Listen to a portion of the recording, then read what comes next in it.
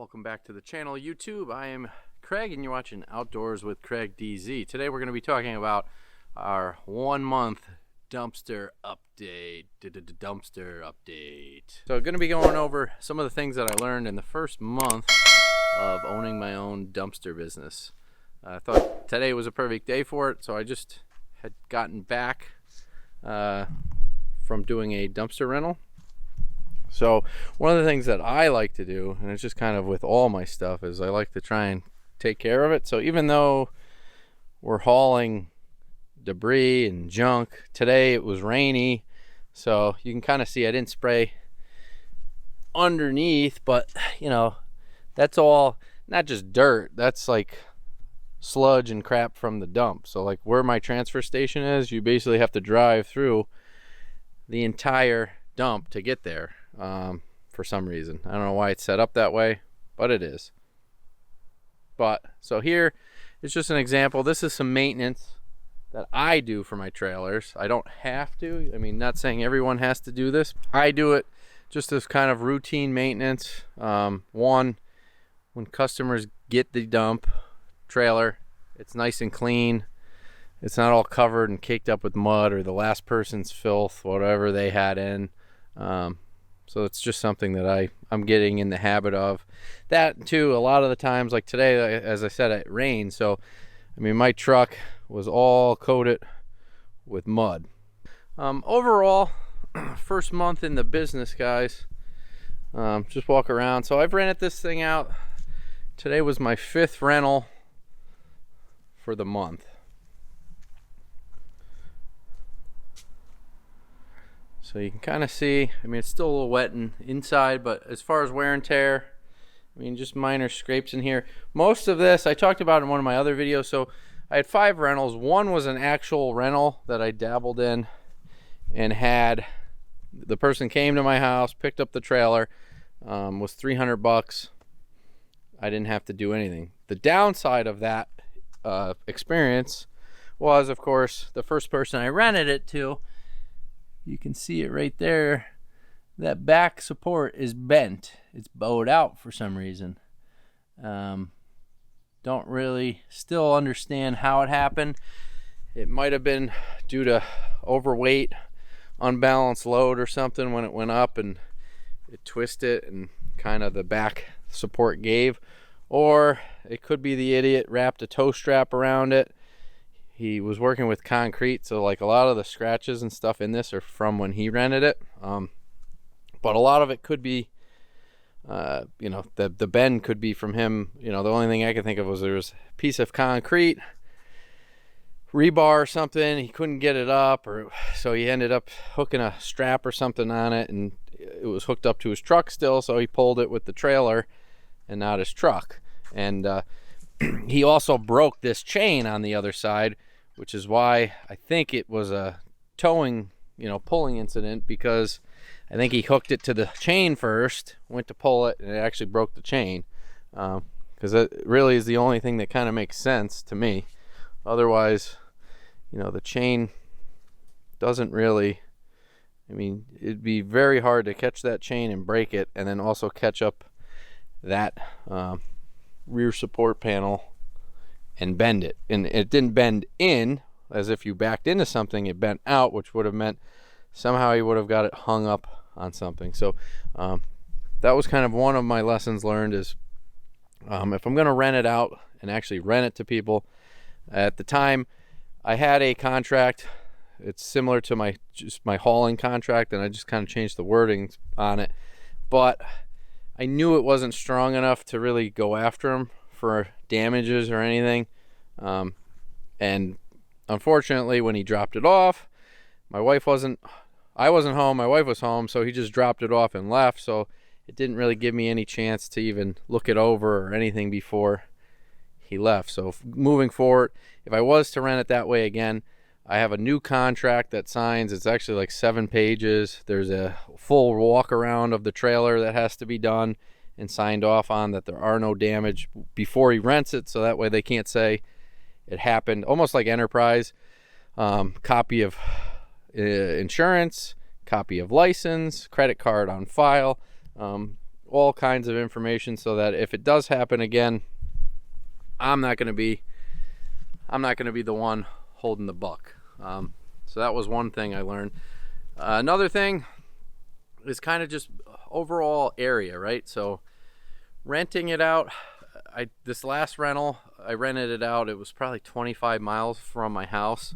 It was somebody, a family friend. They knew who I was and stuff. So I didn't really feel like telling them, like, no, sorry, it's a little too far out of my way. So I did it more of like a favor to the family member that they knew. And so that was, probably about 10 miles. My ideal zone is like 10 or 15 miles. So it was a little far out. So it took about 45 minutes to get there one way. So when you think about it, just to drop it off, hour and a half. Pick it up, hour and a half, plus probably 30 minutes to go to the dump. So round trip, it's like 3.5 hours. So in this rental, I made almost $200 profit that after the dump fees, and then it was about $30 I calculated in fuel, so $170. That's not bad if it was a normal rental where it's maybe 15-20 minutes away. So you're talking half hour, 45 minutes one way, half hour, 45 minutes the other way.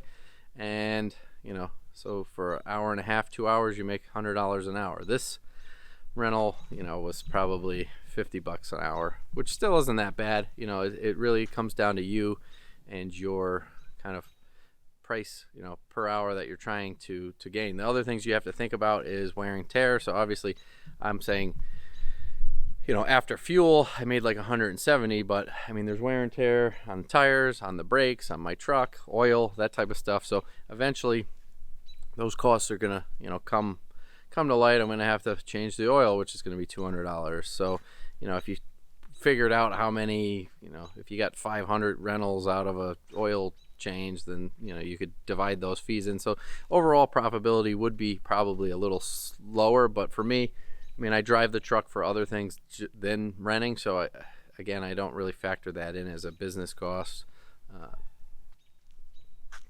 Some of the other things that I learned on the dump trailer stuff is customers. So Facebook, I get a lot of messages from my Facebook page asking, information about the rental. I get a lot of people that say they're going to rent it. And it blows my mind the amount of time somebody wastes telling you, what they're renting it for, when they want it, where they live, all this other stuff, questions about what they can throw in it, yada yada. And then like today, so I had a woman that messaged me yesterday and was like, "Hey, is it available?" I said, "Well, yeah, it's always available. It just depends what date you want it." So she's like, "Well, I probably would want it Wednesday." And I was like, "All right, well, funny enough, like I'm picking it up tomorrow. As long as I can go empty it and do what I need to do, I can drop it off first thing in the morning." And she's like, "Okay, perfect. That will work out, perfect. That will work out great for me, yada, yada." And it's like, "All right, perfect." So today I messaged her and it's like, "Hey, just letting you know, I got the trailers all set. Should be good for tomorrow. Just send me your address and let me know what time you want it." And no response. So maybe she's busy, but so one of the things I've learned is deposit. So for this case, since it was like literally the next day, I don't have it rented out till the weekend. I wasn't really worried if she didn't rent it. I actually have somebody else that I could rent it to tomorrow, so I'm waiting to hear back on them if she doesn't take it, if they are ready for it yet. But deposit. So I started doing $50 non-refundable deposit. So if people are serious, I use Square, and I can send them the link. They pay it, and it's like, hey, the day comes and you're busy, you change your mind, whatever. Sorry, you lose $50. I make $50 for doing nothing. But if I turned away a customer that maybe said, "Hey man, I'll rent it this weekend," and I go, "Oh no, sorry, it's rent it," and then the guy falls through, so I make zero and I lost that customer. That's the whole point of the deposit. That, and once I message that to people, a lot of times they stop kind of talking because they're just bullshitting, and they're not really ready to rent it. They're just trying to gather information or whatnot. I mean, who knows? This lady could have got it cheaper through somebody else. I'm not sure. I mean, for us, the dump that I go to, so another thing that I learned is the dump fees, right? had changed kind of when I did the research on the business, but where I dump, if you're a resident, your price is slightly lower. So I know there's a couple other competitors in the area, and some of them are from that way, so their prices of what they pay to dump is like probably 30% less than me. So I pay about 160 a ton. I think their price is probably about 120, just based off of what the website says, because the website is off. It says the price per ton on there, I think, is like $90, and residential resident rate is like 67 or something. So, you know, I think that's about what the price they're paying. So, a couple things, price wise. I can rent it outright for $250. Is kind of a figure that I found. If I rent it for $250, I can rent it out quick. Problem is, after the dump fee, right? Already talking about dump fee of $160. So if they get a full ton, I'm only walking away with $90 minus gas. Talking maybe $80, $75. So at the end of the day, it's not a huge profit. I mean, so far out of all the loads that I've done, the 4 actual rentals that weren't pick up yourself, nobody has gone over the 1 ton limit that I include. So it's a nice little profit cushion, right? So throw in the first ton, which I already is calculated in, you know, and most people have been about a half a ton. This last load was almost 3/4, so it was like $120. So it was like 110. So $300 rental minus 110, you know, it's 190 minus fuel, you know, puts me at like 170 profit, 180. So that works really good. You go to 250 now, like I said, it rents it really quick. However, at the end of the day, that profit, you know, if they max it out at 160, you're only making like $90, which if it's a close. So what I think I'm going to do is run a special or run a rate where if you're in kind of a radius where you're within a 10-mile radius of me, you know, maybe from here or there, if I'm slow, I can offer the 250 special, because for time, I mean, Christ, the one rental for me was just down the road here. It took me 5 minutes to drop it off, 5 minutes to pick it back up. I was into it for, you know, maybe an hour, and he actually took 2 loads. He rented it twice from me, so that was really quick cash. Yeah, as far as, you know, I've pretty much figured out with the residential stuff, cleanouts, they can stack this thing a couple times. It was stacked all the way. Pretty much figured out from the residential stuff. They've stacked it up pretty much all the way full across, and it still just does not hit that 1 ton mark. So unless you're doing building material, roofing, that type of stuff, nobody, you know, for that included price, it would be very rare that I go over. So at this point, I don't think I'm too worried of doing that. You know, there's probably going to be times where it gets pretty close. Like today, it rained. So I was at 3/4 of a ton, and it rained. So everything was soaked with water. I lifted it up to get some of the water out, and there was probably, you know, 5-10 gallons that poured out of the thing. So I can only imagine what was still stuck in there. So it may have only been normally like 1,200 pounds, and it ended up being 15 because of all the extra water weight. Some other things I did, I got to think of, I ordered an extra set of wheel chocks.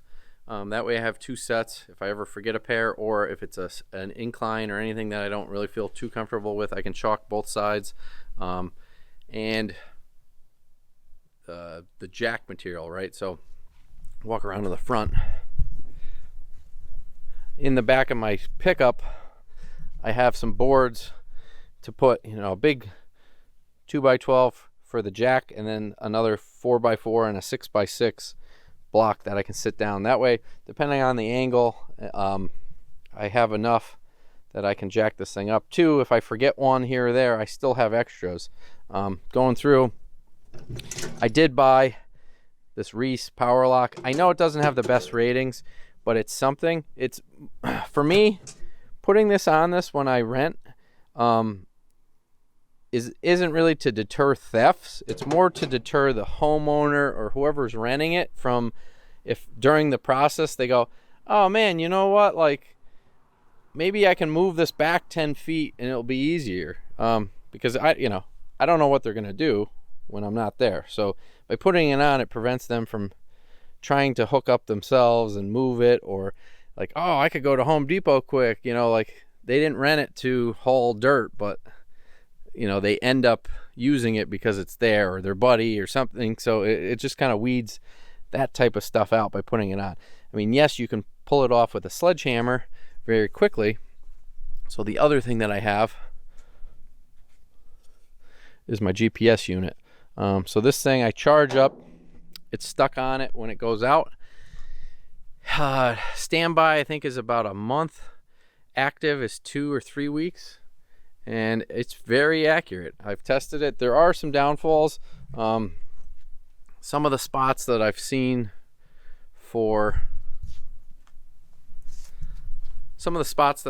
as far as traveling, there's like dead zones. So eventually it will report in, but like where I drop it off, it like shows like, I don't know, half a mile down the road, it just falls off the grid. But then when I pick it up and take it to the dump, I can look at it and it will show me leaving from their house. Like that device stores all your data. So even if it hasn't phoned home, it's still there. So when you end up getting GPS service again, it will update like your route and where you were. So it's good in that aspect. So just recoverability. If somebody stole this thing, I'm pretty confident I would find this thing fairly quickly. Unless they're very smart individuals. The other thing I have on here, which I've shown in my other video, battery charger. So depending on what I do with this, I'm trying to see if this lady wants it, or if not, if my buddy's friend or my father's friend is ready for it. Otherwise, I'll unhook this and it'll get hooked up in front of the shed, and it has the trickle charger on it. That way it's always full, ready to go. I don't have to worry about the battery going dead and not being able to lift this thing up with a full load. So that's another thing that I've learned. But overall, so first month, I would say pretty close to a $1,000 mark, give or take, which is pretty good. I mean, again, that one rental was $300 I made in a day. It was even like a half a day, and I didn't have to do anything.